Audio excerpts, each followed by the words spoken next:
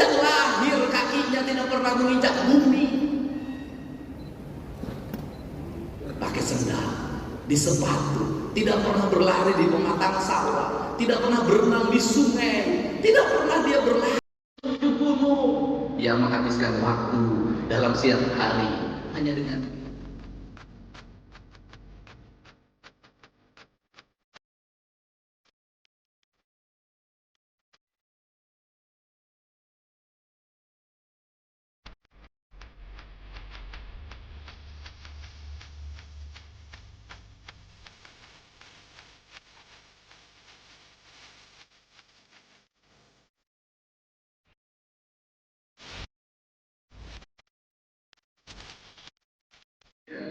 seluruh provinsi Jawa Barat, keluarga besar Pramuka, dan seluruh hadirin yang hadir pada kesempatan pagi hari ini.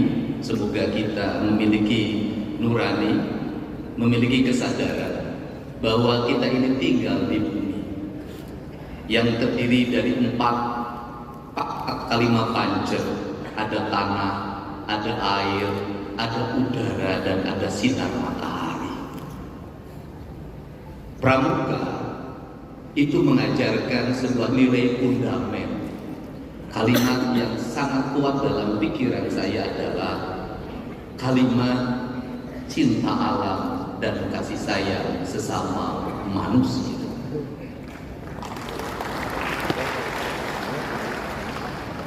Orang Bali merumuskan tentang nasionalisme dengan kalimat dengan 4 warna.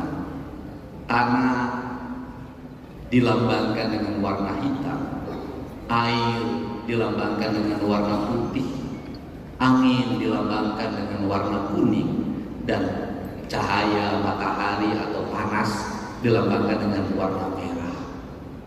Keempat itu menjadi konsistensi bagi orang Bali dengan ajaran Trihita Karana.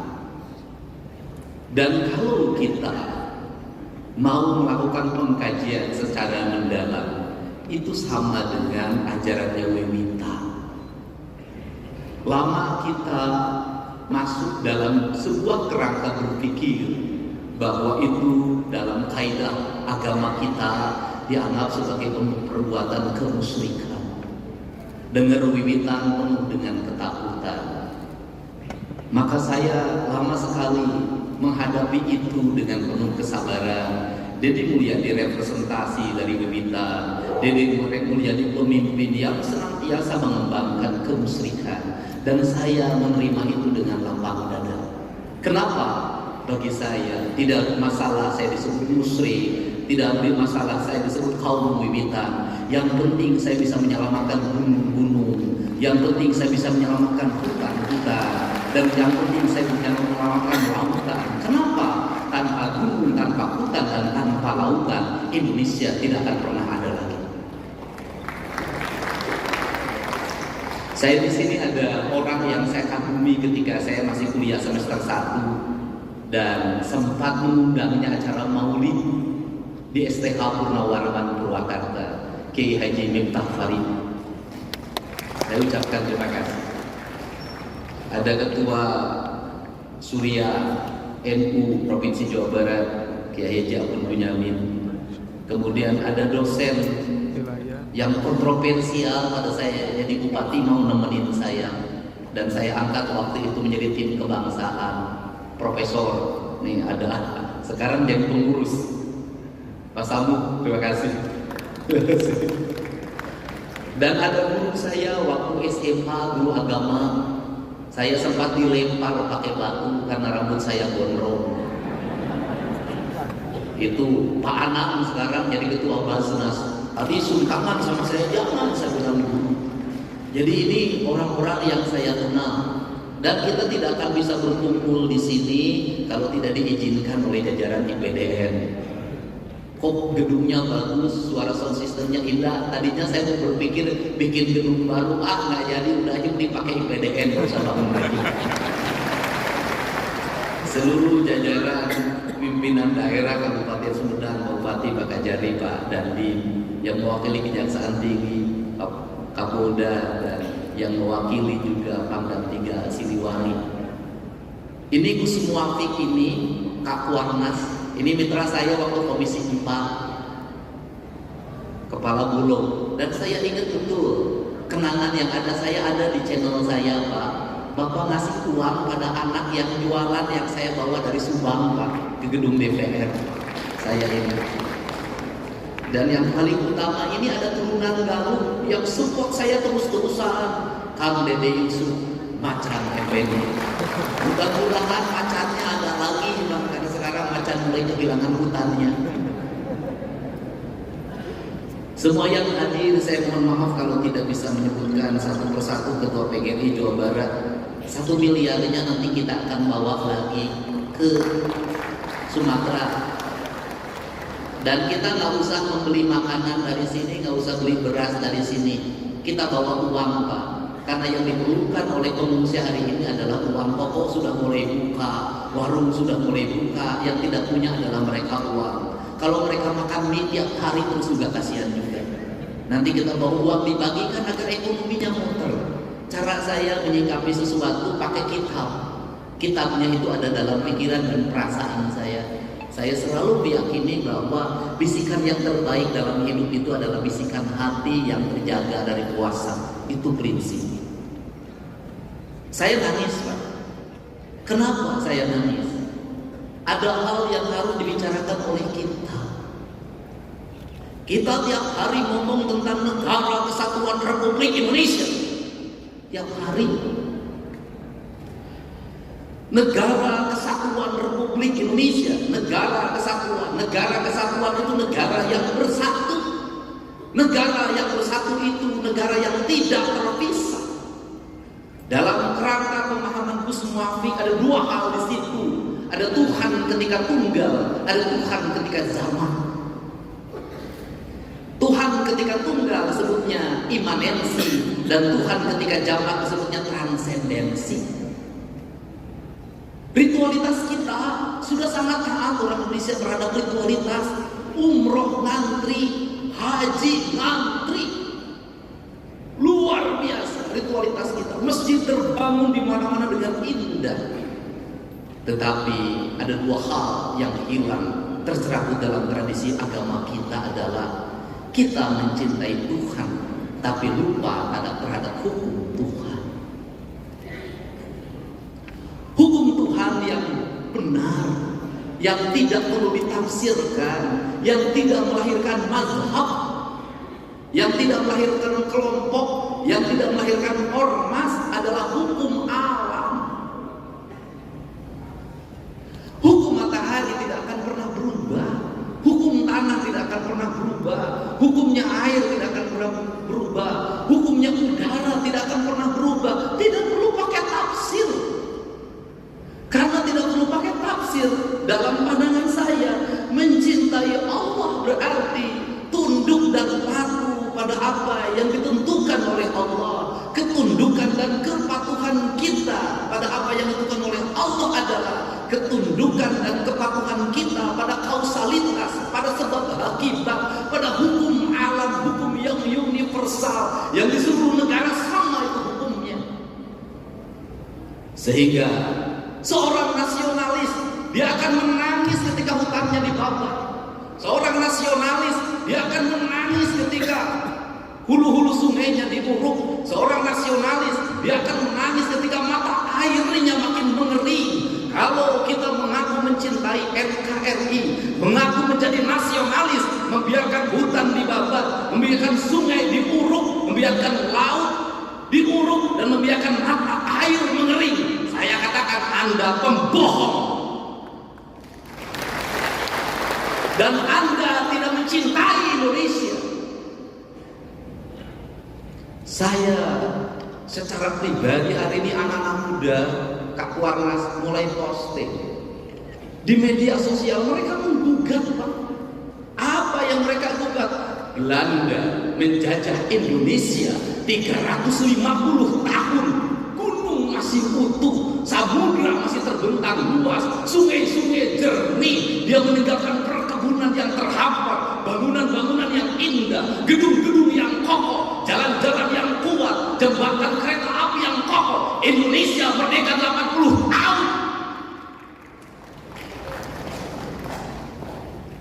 gunung gundul, sungai keruh, hutan menggunung, bangunan-bangunan hampir tidak ada yang berkualitas, jalan-jalan mudah rusak, jembatan mudah roboh. Pertanyaannya adalah siapa yang menjajah itu? Ini kesadaran mungkin tidak layak diomongin sama gubernur, tapi saya mewakili hati nurani saya yang selalu ingin saya ungkapkan di mana. Kenapa? Ini problem bangsa. Dan kebiasaan kita ini adalah ketika bencana kita ribut melakukan perbaikan, tapi nanti ketika sudah musim kemarau lagi lupa lagi, berbuat lagi. Kenapa saya ngomong begini? Saya punya hitungan ekonomi. Kita dapat dari pembabatan hutan berapa triliun, kita dapat dari pengambilan pasir berapa, dari pengambilan gunung berapa. Tapi ketika bencana berapa puluh triliun, ratus triliun yang harus kita kerahkan, rugi. Bangun jalan di Jabar, baru bangun diinjek lagi sama tronton yang tonasenya 40 ton, 30 ton, rugi. Dan semua orang diam, berdiri seperti patung dimusrikan. Tapi sikap kita yang mematung, membiarkan kerusakan terhadap Indonesia, dianggap ada sikap yang beriman. Sehingga inilah yang ingin saya bangun. Gerakan pendidikan kita harus menggerakkan anak-anak kita kembali pada titik dasarnya. Dia adalah manusia Indonesia yang mencintai tanah. Problem anak-anak kita hari ini apa? Dia tidak mengenal tanahnya. Kenapa tidak mengenal tanah? Sejak lahir kakinya tidak pernah menginjak bumi. Pakai sendal, di sepatu, tidak pernah berlari di pematang sawah, tidak pernah berenang di sungai, tidak pernah dia berlari menuju gunung. Dia menghabiskan waktu dalam siang hari hanya dengan gadget. Dia mengenal ikan di gadget, dia mengenal padi di gadget. Dan setelah itu negara lain menitip kita. Dia kemudian mengunci kita, otak kita, mengunci otak anak-anak kita. Standarnya segini, orang Indonesia umurnya segini. Kenapa? Mereka sudah punya rumusan. Kenapa? Bahan baku tempenya dari saya sudah tahu itu kualitasnya. Dagingnya dari saya, semuanya dari saya sudah tahu isinya apa. Kamu umurnya sekian, nanti ada penyakitnya ini, dan ketika penyakitnya ini ahlinya dari saya, alat kesehatannya dari saya, teknologinya dari saya. Kamu akan jadi bangsa dungu selamanya.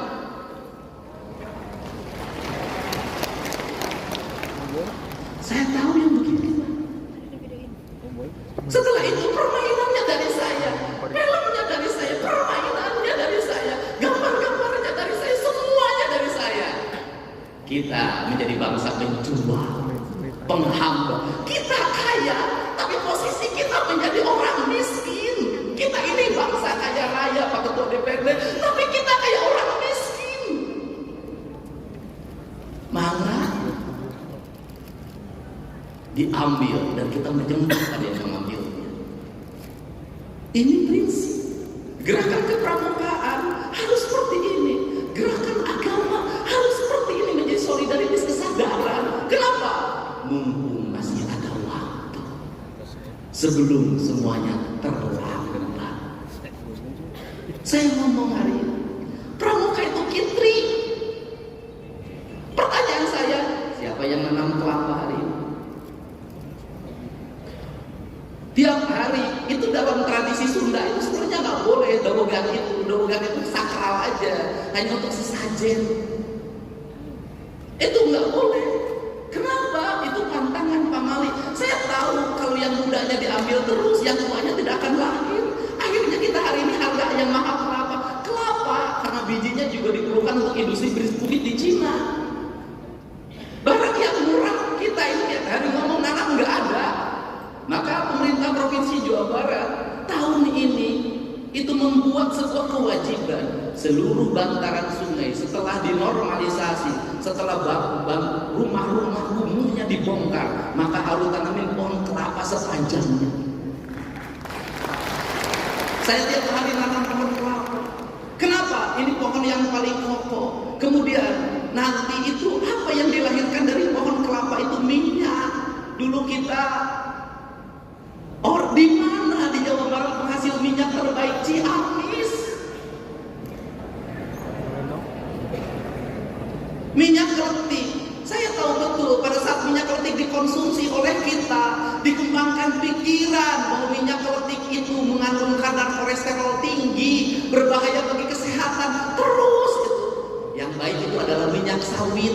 Sekarang dibalik lagi, yang terbaik itu adalah minyak keliti barat. Itu begitu. Kamu ketinggalan. Yang bagus ini. Saya katakan, saya bertemu dengan orang-orang yang pintar. Dia ketahui. Apa itu? Kalian itu menuju ke tempat saya pergi. Kenapa? Kita ngikuti peradabannya orang lain. Orang lain sudah meninggalkan peradaban itu, dia menuju ke peradaban kita. Makanya saya berulang-ulang, kenapa saya mulai dari Sunda? Kenapa? Karena orang Jawa Barat itu Sunda. Tadi diceritakan pada saat Nabi Muhammad lahir, kita sudah ada Salakan negara, sudah ada Taruman negara, sudah ada Galuh. Artinya apa? Pada saat orang lain jahiliyah, kita ini sudah berperadaban. Dari sisi sebagai bangsa, saya sangat bangga sekali pada saat Nabi Muhammad diutus untuk mencerahkan pikirannya orang Jazirah Arab. Orang Sunda sudah punya kerajaan, orang Sunda sudah punya peradaban, orang Sunda sudah punya sistem, dan hidupnya tidak pernah berperang dan berbunuh-bunuh. Sehingga kujang, jangan salah, kujang bukan alat perang, kujang adalah alat sistem pertanian. Bangsa Sunda tidak pernah berperang. Hidupnya menjunjung tinggi apa? Dedehan, olasan, asihan, nulung kanu butuh, nalang kanu susah, nanter kanu sieun, nyaangan kanu poe kerasa. Sehingga menjadi bangsa defensif. Kenapa menjadi bangsa defensif? Tanahnya sudah subur.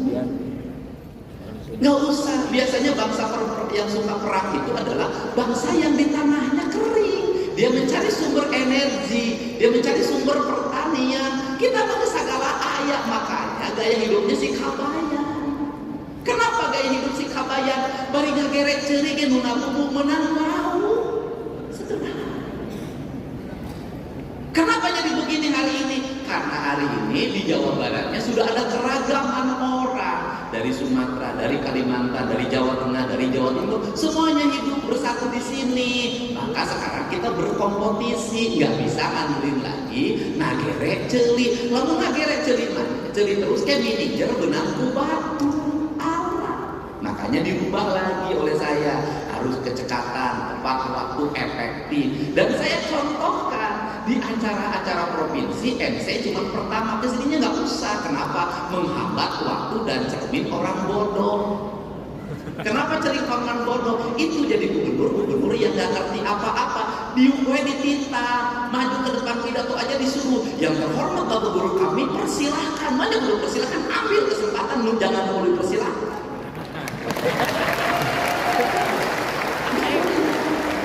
Efektif satu hari sekian acara. Kenapa saya ingin mengefektifkan ini? Kenapa? Karena keuangan saya efektifkan, waktu saya efektifkan, kinerja ini saya kasih tahu ke teman-teman DPR. Ini aja yang menarik di Pemda Jateng. Pada saat pegawainya full kerja, kinerjanya lemah. Pada saat pegawainya setengahnya yang kerja, setengahnya di rumah, kinerjanya malah lebih bagus. Kenapa itu dilakukan? Duitnya kan kita berkurang 2,458 triliun. Saya harus ngirim listrik, saya harus ngirim air, dan kemudian jalan nggak usah macet kalau pagi-pagi. Akhirnya pegawainya setengahnya sekarang WFH di rumah aja. Kemudian lebih produktif saya lihat, dan mereka pendapatannya lebih baik. Kenapa? Tiap hari nggak usah jajan di kantin, nggak usah ngongkos mobil. Tapi kan dia dari kerjanya, ini alam sudah beda, bukan alam lagi berkumpul hari ini. hari ini adalah alam berproduksi. Produksi hari ini nggak usah lagi panas-panasan, bisa jadi sambil hiburan. Memang dunianya sudah dunia digital, ini birokrasi modern. Tetapi kalau untuk pendidikan dasar nggak boleh.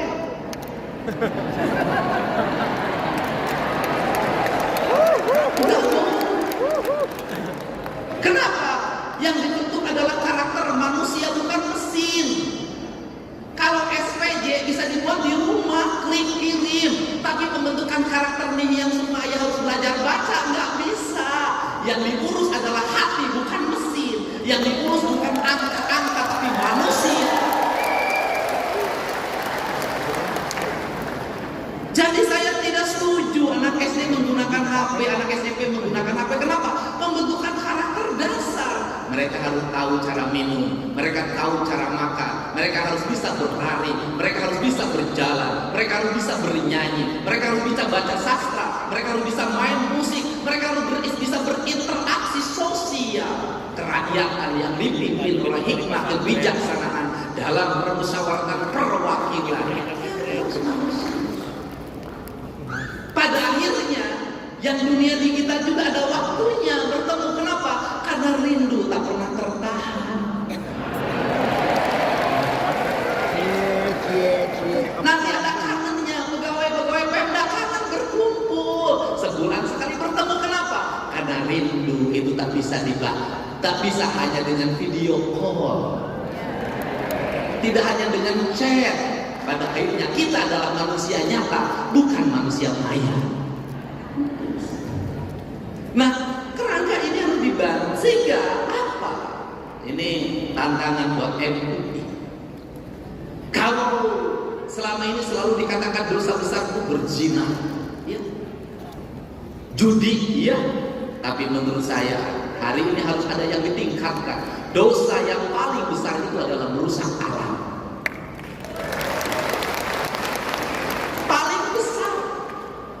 Yang berzina hukumnya dirinya dan istrinya dan keluarganya. Tapi membabat hutan di Ciwidey, membabat hutan di Pangalengan, banjir lumpur, triliunan uang dikeluarkan menormalisasi Citarum, pada akhirnya tidak bermakna karena lumpur gunung masuk Citarum dan meluap. Berapa penderitaan yang dialami oleh banyak orang. Dan sebaik-baiknya manusia adalah yang bermanfaat bagi orang lain, dan seburuk-buruknya manusia adalah yang melakukan kerusakan di muka bumi. Kenapa? Karena kerusakan alam memperpendek umur bumi, bukan hanya umur dirinya, tapi umur bumi, mempercepat proses kiamat. Dan sekarang kiamat mungkin terjadi karena teman saya namanya Ahmad sudah punya cucu. Dia dipanggil kiamat.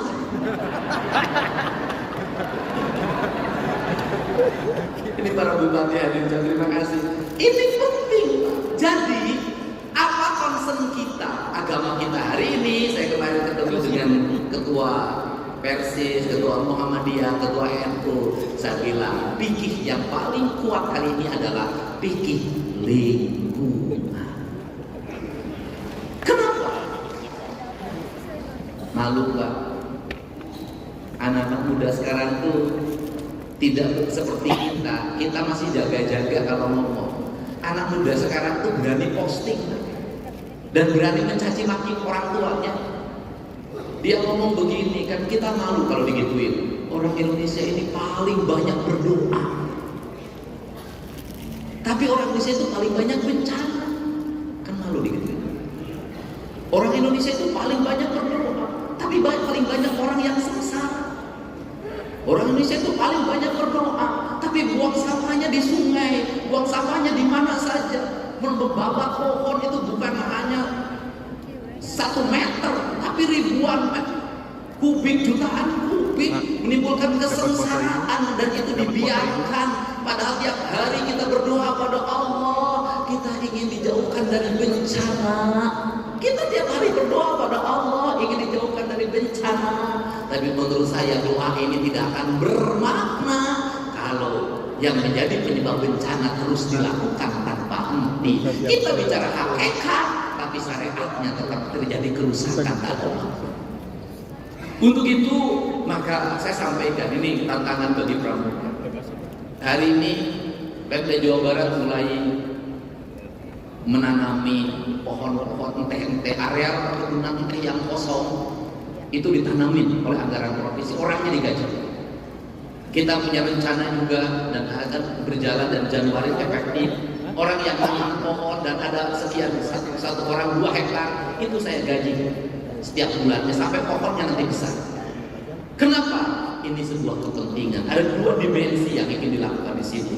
Yaitu yang pertama adalah dimensi alam yang harus terselamatkan. Yang kedua adalah dimensi sosial ekonomi di mana rakyat kita butuh uang. Saya jujur, ini ada sayuran tapi tetap saya kritik. Apa yang dikritiknya adalah mohon engkol, wortel, kemudian buncis, ini tanaman yang dibawa oleh Belanda. Itu makanannya orang Eropa. Di orang Indonesia nyebutnya sop. Bedanya adalah kalau orang Eropa makan sup itu sebelum makan. Makan sup itu sebelum makan. Kemudian dikasih dagingnya daging yang bermutu. Orang Indonesia itu adalah makan soker muludah. Dagingnya pakai gaji. Terus dalam posisi tidak panas. Dimakannya oleh ajengan oleh kiai setelah ceramah jam 12. Kebayang Pak? Sok dikasih nasi pakai gaji, tidak panas, dimakan oleh ajengan jam 12 malam. Wajar kalau banyak para penceramah yang tukang ceramah hari ini jantungnya bermasalah. Ini fakta Pak, serius. Nah, ini tanaman yang upah di bawah. Dan memang ini tanaman itu harus nyari daerah dingin. Jadi kalau ini terus berkembang dan dipacu produksinya, saya katakan nggak usah waktu lama Pak, gunung di Jawa Barat rontok semuanya. Kenapa? Tanaman ini sekarang sudah naik ke arah Cikuray. Tanaman ini sudah naik ke arah Gunung Wayang, ke arah Gunung Windu. Dan itu saya berkomitmen siang ini mau saya kumpulkan untuk nggak boleh lagi alih fungsikan lagi tanamin kopi, tanamin duren, tanamin kayu-kayuan, tanamin teh. Udah saya biayai oleh provinsi. Kenapa? Kalau provinsi mengeluarkan 1 triliun itu kecil kalau bencana lebih dari segitu yang harus dikeluarkan. Kalau melihat kemana? Melihat Lembang. Terakhir saya pesan Pak, bukan nakut-nakutin. Karakter Sumatera itu sama dengan karakter Jawa Barat. Tanahnya sama suburnya, ada harimaunya, cuma bedanya harimaunya di Sumatera ada macannya, di Jawa Barat macannya jadi anggota DPR, mantan wakil gubernur, dan saya pendukung beliau ketika menjadi gubernur dulu. Nah, dan saya buktikan ketika saya menang. Nah, itu harimau Sumatera sama harimau Jawa di Kalimantan itu nggak ada harimau. Jadi tanah gubur, jadi Belanda itu menetapkan Sumatera berdasarkan peneliti BRIN dari UGM. Itu dulu Belanda menetapkan sebagai daerah hijau, daerah hutan lindung, daerah konservasi, daerah taman nasional. Jawa Barat juga sama, daerah di sini nih mulai Bandung, Lembang, terus ke Garut, terus ke peradabannya, dan kemudian terus di daerah Cipanas, semua sama. Jadi kalau tekstur tanahnya terus dicabutin akarnya, maka potensi longsor sangat tinggi. Ditambah lagi ada potensi paling berat sesar lembah. Dan kalau sesar lembah, alhamdulillah jangan terjadi, kita berharap. Maka siapa yang paling berat? Bandung. Karena Bandung itu cekungan. Begitu gunungnya jatuh roboh, air meluap, maka ini akan berubah menjadi danau. dengan tingkat air yang sangat tinggi. Untuk itu ada dua hal yang mesti kita lakukan. Satu, kita mencoba untuk segera membenahi alam Jawa Barat ini yang rusak. Yang kedua, setelah membenahi alam ini, setelah sungainya dinormalisasi, setelah pohon-pohonnya ditanam, setelah gunung-gunungnya dihijaukan, setelah kita melakukan ikhtiar-ikhtiar kemanusiaan, maka kita berpasrah pada Allah. Jangan berpasrah terus tanpa ikhtiar kemanusiaan. Nah, ini yang saya sampaikan, sehingga saya ucapkan terima kasih. Sekolah-sekolah dinas pendidikan harus mulai dirumuskan kurikulum yang paling utama kita hari ini bukan lagi ngajarin anak-anak menggunakan gadget. Gak usah diajarin anak-anak kita lebih pintar dari kita. Gak usah diajarin anak-anak kita menggunakan HP, laptop, udah lebih pintar dari kita.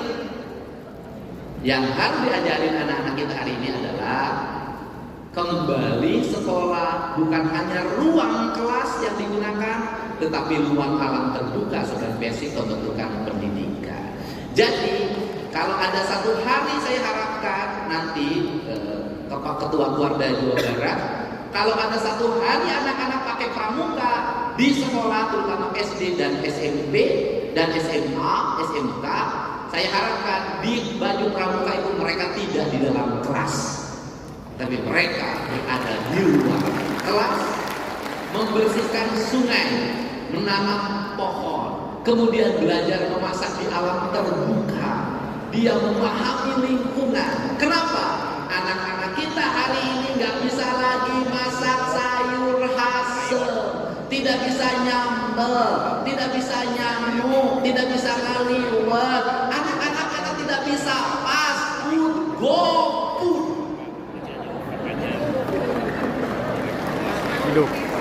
Hidup. Dan saya katakan, saya bukan menakut-nakuti kalau anak-anak itu mengkonsumsi makanan-makanan kelas rendahan, umurnya terbatas, penyakitnya banyak.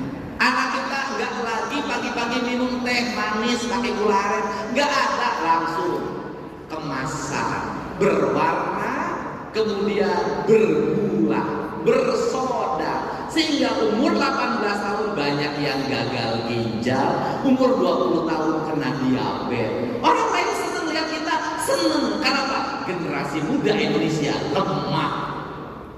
Kenapa mereka seneng? Kekayaan alamnya melimpah. Dan di negara yang kekayaan alamnya melimpah, negara itu harus hati-hati karena dia budikan banyak orang. Untuk itu saya ini yang menegaskan kembali lagi, karena pramuka ini ngajarin itu semua. Dan yang berikutnya lagi pesen, kalau perkemahan harus dihidupkan lagi, kerjasama TNI Polri menjadi pembimbingnya. Kenapa? Saya masukin mereka ke barak militer tertentu, bisa baris, bisa upacara, bisa jadi paskibra. Si Egi wae ngaca ini manfaatin KDD, KHM. Jadi saya ingin nanti yang dikirim ke barak marinir, ke barak TNI AU, ke barak TNI Angkatan Darat, anak-anak sudah berbaju pramuka pendidikannya. Ini pembentukan karakter-karakter ini karena kerjasama kami dengan Polda, dengan Polres. Hari ini angka geng motor sudah hampir menurun. Yang terakhir kemarin di Bandung sudah ditangkap. Kita ini waktunya hanya terbatas dengan Pak Kapolda. Pokoknya Pak Dedi, Bang Gubernur, 2 hari pasti kena. Kita terus update, menurun. Dan yang paling jadi ancaman hari ini adalah pelecehan seksual pada anak-anak di bawah umur yang dilakukan oleh bapak tiri yang ibunya pergi ke timur tengah jadi TK. Nanti saya sih pengen bikin moratorium sajalah. Tidak boleh seorang ibu meninggalkan anak balita untuk bepergian ke luar negeri. Saya pengen begitu. Dan terutama meninggalkan anak perempuan. Udahlah, saya kemarin sudah nangkep lagi di Sukabumi. Terakhir, jadi gubernur konten itu manfaatnya ternyata banyak. Saya tiap hari tuh bacain TikTok, yang satu masalah pelecehan seksual langsung telepon Kapolda cepat ditangkap. Yang ini masalah apa lagi? Pokoknya ayo nama KB Kapan Dedi. Tapi bagi mereka yang punya ibu punya robot, anaknya jangan teriak-teriak Pak Dedi, atau yang punya kewajiban pertama adalah anaknya. Pak Dedi, tolong ibu saya rumahnya Pak Dedi gentengnya bocor usia atau eta. Pak Dedi, ibu saya sakit usia eta. Itu loh. Nah, saya hari ini alhamdulillah ya terupdate karena sekarang berani speak up. Kemarin kan 6 orang Garut, orang mana-mana, kemudian berjalan kaki sudah 2 hari di Aceh, sudah bisa diantarkan pulang gara-gara Pak Dedi saya di Aceh, Pak Dedi. Saya koordinasi dengan Polresnya, terus bisa. Hari ini lagi 45 orang Jawa Barat, orang Garut, orang Cirebon, orang Purwakarta, orang Subang. Ya pokoknya Bupatinya di area KB. Ya, kemarin dia di Takengon, di daerah saya telepon Kapolres Aceh Utara, itu kan nggak bisa ditembus. Hari ini sudah bisa tembus, mereka sudah ada di Lok Semawe. Hari Kamis saya jemput, saya kembalikan ke kampung halamannya. Itu gara-gara gubernur konten. Dia ada manfaatnya. Nah, cuman yang tidak saya layani cuma satu. Pak Dedi tolong kawin saya. Nah, itu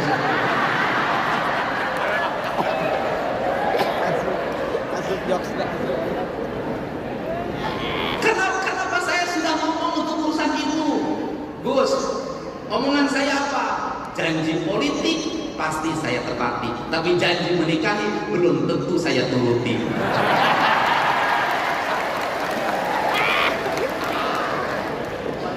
Saya terima kasih ya. Dan ya kita hari ini sudah orang Jawa Barat. Saya meyakini kita punya harga dan punya martabat. Kita bisa membantu saudara orang lain yang kesusahan. Nanti suatu saat juga orang kita ketika kesusahan akan dibantu orang. Jadi itu ciri khas hidup kita. Dan jangan ngomong ngapain juga. Itu ke Sumatera pada di Bandung banjir. Ya. Sumatera ke loba orang Sunda siapa? Barang amplop orang Sunda ngumpul. Loba di Sumatera Barat aja 60.000. Orang Sunda lain, orang Sumatera Barat ngumpul di itu siapa ulah galak, orang dia loba di itu. Loba siapa? Nah, tetapi kan semuanya selesai. Artinya Bandung solusinya saya sudah nemu. 1, gunungnya dihijaukan. Yang kedua, sudahlah daripada capek-capek rumah di bantaran sungai kita relokasi, sudah. Pimpinan DPR saya mohon izin. Daripada terus-terusan tinggal di bantaran sungai ada hampir 1.500 rumah, mau tiap tahun gitu-gitu mudah daripada tiap tahun ngomong hal yang sama, kita pindahin, sudah. Cukup duit kita untuk menyelesaikan mereka, cukup asal kita mau efisien. Dan selesai, saya pilihnya begitu. Tiap hari saya paling lucu itu di Dayakolot. Apa? Yang paling utama Dayakolot itu bertentangan dengan keadaan. Ayo itu kota, kalau orang tua, ayo langsung batul kafe. Itu orang kebanjiran, tendanya di atas bendungan. Aing teliur ya. Ini air di atasnya kadede. Di atasnya di situ bikin tenda Allah di tempat kenapa? Aing selalu kayak cai pikir HS kumaha.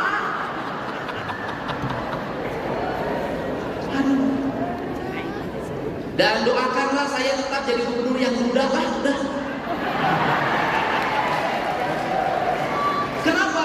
Saya naik pesawat, saya lihat Bupati Cianjur mukanya pucat. Karena pesawat Susi Air itu turun pertama di Langsa. Itu bandaranya itu asalnya ketutup sama pohon, ditepakin dulu.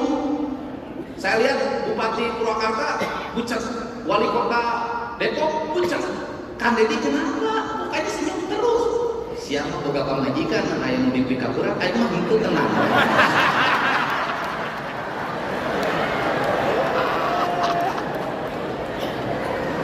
Orang lain begitu turun langsung WA-nya pada keluar. Papa, alhamdulillah selamat papa muah. Aing begitu dibuka, begitu ada WA langsung. Pak Dedi, ya anu di Bandung ya daya kolot ya butuh selimut ya Pak Dedi. Aing kieu di wae. Sudahlah Pak. Jadi berbahagialah punya gubernur duda karena tak ada rasa takut dalam dirinya.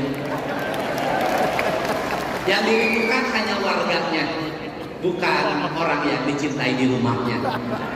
Biarkan saya tadi pagi itu anak saya ngamuk, pucat muka wajahnya, dan kemudian ternyata Nihiyang itu marah karena ketuk kamar saya dikunci, saya lagi mandi. Kemudian kamu kenapa? Habis itu anak saya langsung masuk kamar beriksa. Ternyata anak saya cemburu, takut saya ada perempuannya di dalam. Udah Nihiyang kan ayah sudah ngasih tahu, ayah tidak mungkin bawa perempuan di hadapan Nihiyang kan gitu.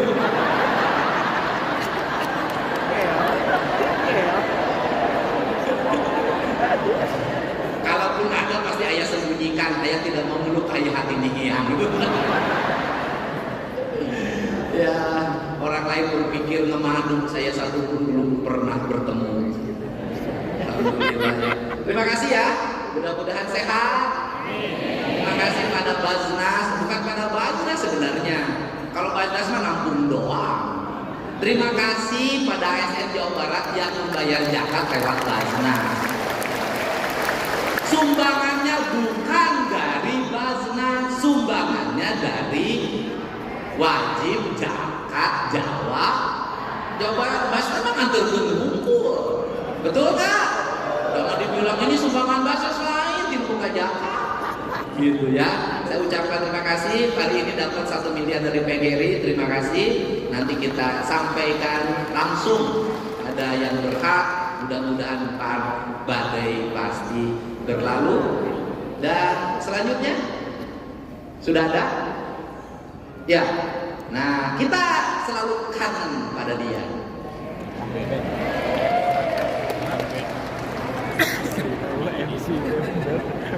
Kalau saya kan merangkap MC segala macam lah profesi saya.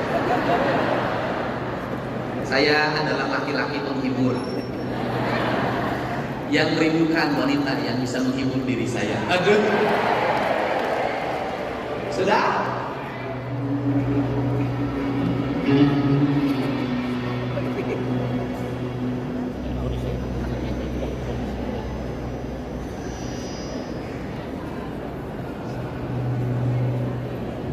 Ya, kita sambut